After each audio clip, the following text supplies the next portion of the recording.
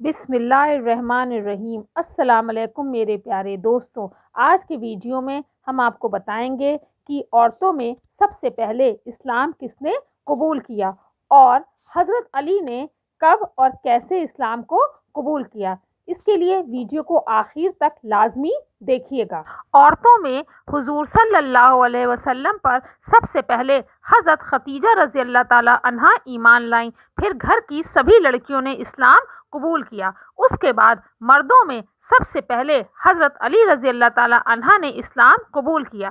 حضرت علی کے اسلام قبول کرنے کا واقعہ کچھ اس طرح ہے کہ ایک دن حضور صلی اللہ علیہ وسلم اپنی بیوی حضرت خدیجہ رضی اللہ تعالی عنہ کے ساتھ گھر میں نماز پڑھ رہے تھے کہ تبھی حضرت علی رضی اللہ تعالی عنہ گھر میں آ گئے۔ اس وقت حضرت علی کی عمر صرف 10 سال کی ہی تھی۔ جب انہوں نے حضرت خدیجہ رضی اللہ تعالی عنہ اور حضور صلی اللہ علیہ وسلم کو کچھ عجیب طرح کی عبادت کرتے دیکھا تو بہت حیرانی سے پوچھنے لگے کہ آپ لوگ یہ کیا کر رہے ہیں۔ نماز سے فارغ ہو کر آپ صلی اللہ علیہ وسلم نے حضرت علی کو ساری باتیں بتائیں اور کہا کہ اے علی، مجھے اللہ کی طرف سے نبی بنایا گیا ہے اور یہی اصلی دین ہے۔ اسی دین کو لے کر اللہ کی طرف سے نبی آتے رہے ہیں، اس لیے میں تمہیں اسلام کی دعوت دیتا ہوں کہ تم صرف ایک اللہ کی عبادت کرو اور لات و عزیٰ جیسے بتوں کو چھوڑ دو۔ اسلام کی دعوت حضرت علی کے لیے بالکل ایک نئی طرح کی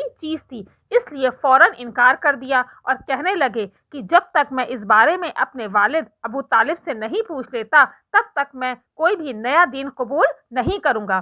حضرت علی رضی اللہ تعالی عنہ کے ایسے جواب پر حضور صلی اللہ علیہ وسلم نے فرمایا کہ اے علی، اگر تمہیں اسلام قبول نہیں کرنا ہے تو نہ کرو، لیکن اس بارے میں کسی کو بھی کچھ نہ بتانا، اپنے والد کو بھی نہیں۔ یہ سن کر حضرت علی خاموش ہو گئے۔ اب کیونکہ حضرت علی آپ صلی اللہ علیہ وسلم کی نگرانی میں پلے بڑھے تھے، کیونکہ حضور کے چچا ابو طالب کے پاس کھانے پینے کی بہت کمی رہتی تھی اور کمائی کا کوئی انتظام بھی نہیں تھا، اس لیے آپ صلی اللہ علیہ وسلم نے حضرت علی رضی اللہ تعالی عنہ کو اپنے ساتھ رکھ لیا تھا۔ اس کا واقعہ کچھ اس طرح ہوا کہ ایک بار مکہ میں بہت زیادہ بھکمری عام ہو گئی، لوگوں کے پاس کھانے تک کو کچھ نہ بچا۔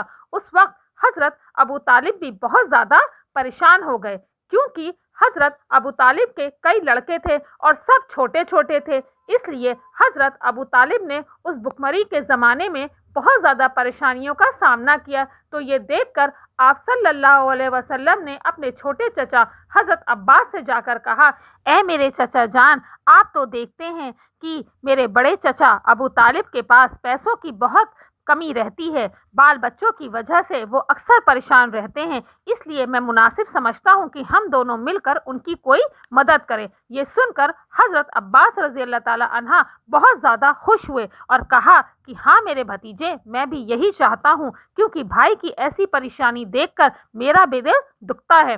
اس کے بعد یہ دونوں حضرت ابو طالب کے پاس پہنچے۔ حضور صلی اللہ علیہ وسلم نے اپنے چچا حضرت ابو طالب سے کہا کہ اے میرے چچا جان، مجھے اپنے لڑکوں میں سے کسی ایک کی ذمہ داری دے دیجئے، میں اسے اپنے ساتھ رکھ کر اس کے کھانے پینے کا انتظام کروں گا۔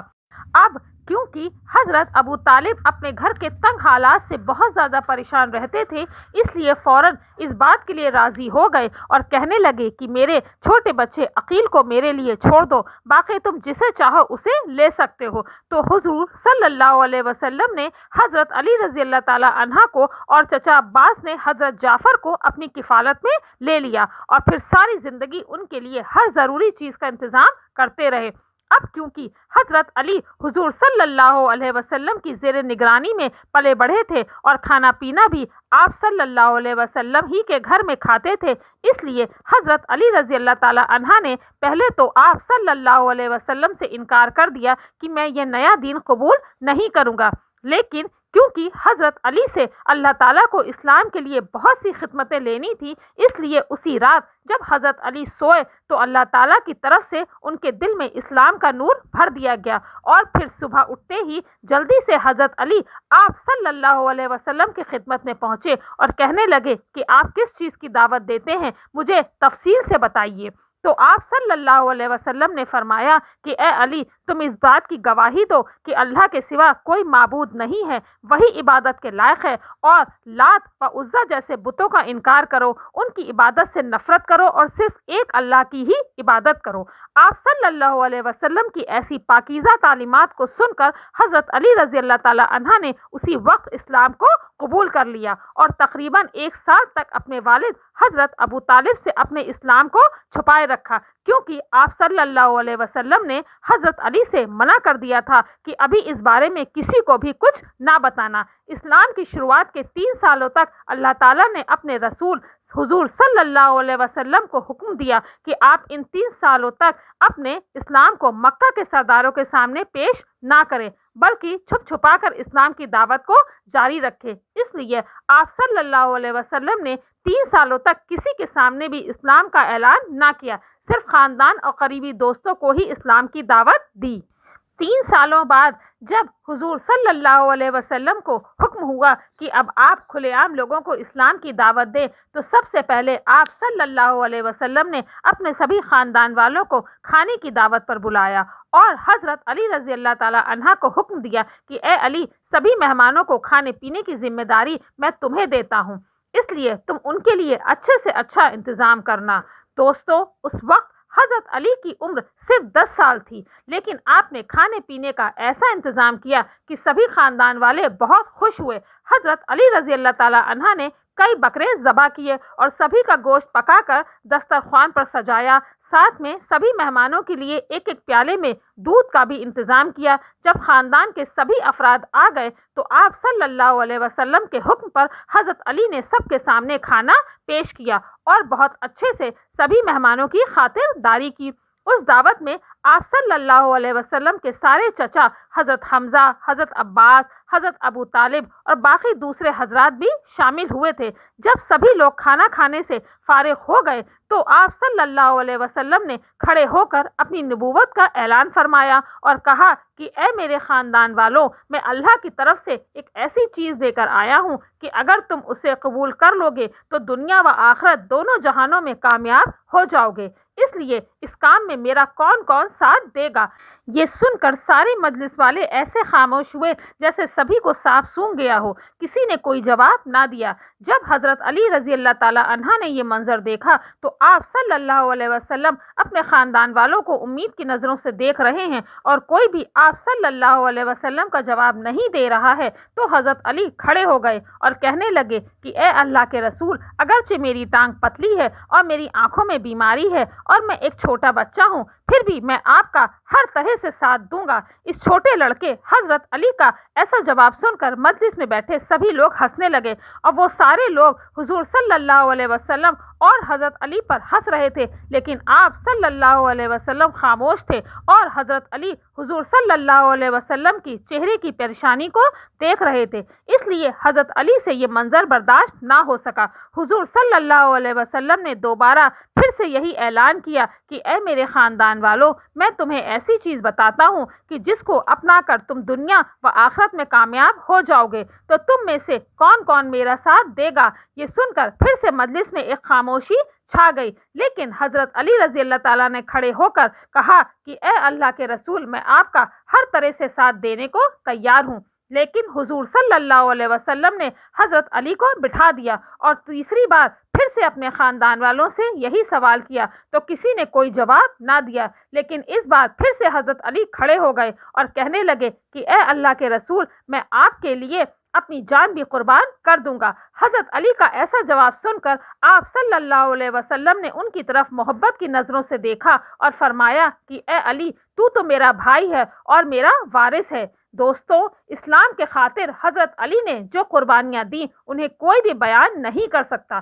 ساری زندگی اس پاکیزہ ہستی نے حضور صلی اللہ علیہ وسلم کی ایسی حفاظت فرمائی کہ دشمنوں کی طرف سے آپ صلی اللہ علیہ وسلم پر ایک آج بھی نہ آنے دی۔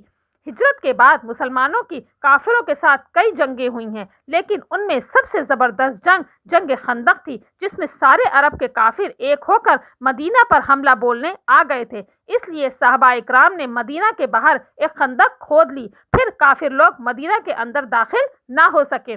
وہ خندق 30 فٹ چوڑی اور 22 فٹ گہری تھی۔ دوسری طرف کافروں کا 10,000 کا لشکر تھا، لیکن ان کافروں میں بھی کوئی اتنی چوڑی خندق کو پار کرنے کی ہمت نہ کر سکا۔ کافروں کا سردار عمرو بن عبد ود بہت بڑا بہادر انسان تھا اور اپنی زندگی میں وہ 100 سے زیادہ جنگیں لڑ چکا تھا۔ کوئی اس کا مقابلہ نہیں کر پاتا تھا۔ اس نے اپنے گھوڑے کو دوڑایا اور خندق کے پاس آ کر اپنے گھوڑے کی لگام ایسی تیزی سے کھینچی کہ گھوڑے نے چھلانگ لگائی اور 30 فٹ خندق کو پار کر کے مدینہ کے اندر صحابہ اکرام کی طرف آ کر کھڑا ہو گیا۔ عمرو نے اپنی تلوار ہوا میں لہراتے ہوئے کہا کہ کسی میں ہے دم جو آ کر میرا مقابلہ کر سکے؟ تم میں سے جو بھی میرا مقابلہ کرنے آئے گا میں اس کی گردن کاٹ کر اس کے ہاتھ میں رکھ دوں گا۔ عمرو کو دیکھ کر سبھی صحابہ اکرام سہم گئے کہ اس کا مقابلہ کون کر سکتا ہے۔ سارے صحابہ اکرام خاموش بیٹھے تھے، کسی میں عمرو سے مقابلہ کرنے کی ہمت نہیں ہو رہی تھی۔ اس وقت حضرت علی کی عمر صرف 21 سال تھی۔ وہ کھڑے ہو گئے اور کہنے لگے کہ اے اللہ کے رسول، میں جاتا ہوں اس سے مقابلہ کرنے۔ اللہ کے رسول نے کہا چپ رہو، بیٹھو، دیکھتے نہیں کہ وہ عمرو ہے؟ عمرو نے پھر سے پکار کر کہا کہ ہے تم میں سے کسی کو جنت میں جانے کا شوق؟ جو آئے اور مجھ سے مقابلہ کرے، میں آج ہی اس کو جنت میں پہنچا دوں گا۔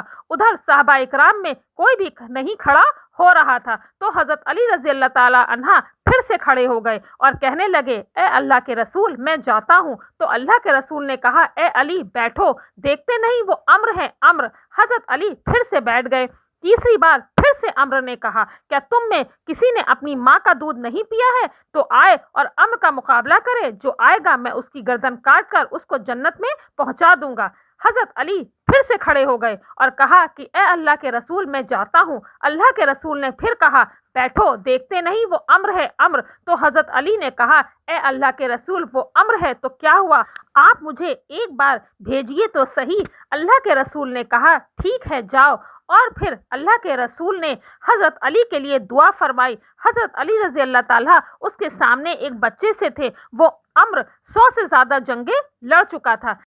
جب حضرت علی رضی اللہ تعالی عنہ اس کے پاس پہنچے تو عمرو نے پہچانا نہیں اور پوچھنے لگا کہ اے لڑکے تم کون ہو؟ حضرت علی نے فرمایا میں علی ہوں۔ تو یہ سن کر عمرو نے کہا کیا تم عبد مناف کی اولاد میں سے ہو؟ تو حضرت علی نے جواب دیا کہ نہیں، میں ابو طالب کا بیٹا ہوں۔ یہ سننا تھا کہ عمرو تعجب سے کہنے لگا کہ اے میرے بھتیجے، تم کہاں میرے سامنے آ گئے؟ میں تمہارا چچا ہوں، میں تمہیں قتل کرنا نہیں چاہتا، جاؤ واپس جاؤ۔ حضرت علی نے کہا کہ لیکن چچا، میں تو تمہیں قتل کرنا چاہتا ہوں۔ یہ سن کر عمرو کو بہت تیز غصہ آیا اور اس نے اپنے گھوڑے سے چھلانگ لگائی اور پھر حضرت علی رضی اللہ تعالی عنہ پر اتنا خطرناک حملہ کیا کہ حضرت علی دور جا کر گرے۔ عمرو کے حملے کی وجہ سے ہر طرف دھول اڑنے لگی۔ حضرت علی رضی اللہ تعالی عنہ اور عمرو دھول میں چھپ گئے۔ وہ دونوں کسی کو نظر نہیں آ رہے تھے۔ عمرو نے حضرت علی کے سر پر وار کیا۔ حضرت علی دوسری طرف ہٹے تو وار کندھے پر آ کر لگا اور حضرت علی رضی اللہ تعالی عنہ کا کندھا زخمی ہو گیا۔ اسی وقت اللہ کے رسول صلی اللہ علیہ وسلم نے اللہ کے سامنے ہاتھ اٹھا کر روتے ہوئے دعا فرمائی کہ اے اللہ، میرے علی کی مدد فرمانا۔ اللہ کے رسول نے جیسے ہی دعا کے لیے ہاتھ پھیلائے تو ادھر حضرت علی رضی اللہ تعالی عنہ اٹھے اور اپنی تلوار سے عمرو پر حملہ کیا۔ عمرو نے تلوار کے آگے اپنی ڈھال لگا دی، لیکن حضرت علی کی تلوار کا زور اتنا تیز تھا کہ ڈھال بیچ سے پھٹ گئی اور تلوار سیدھے عمرو کی کھوپڑی پر لگی اور اس کے جسم کے 2 ٹکڑے ہو گئے اور وہ دھڑام سے زمین پر آ کر گرا۔ دوستوں، حضرت علی کی بہادری کا یہ ایک چھوٹا سا قصہ تھا جو میں نے آپ کو یہاں پر بیان کیا ہے۔ دوستوں، ویڈیو اگر پسند آئی ہو تو حضرت علی کی محبت کے لیے اسے زیادہ سے زیادہ لائک کریں، شیئر کریں اور چینل کو سبسکرائب ضرور کر دیجیے گا۔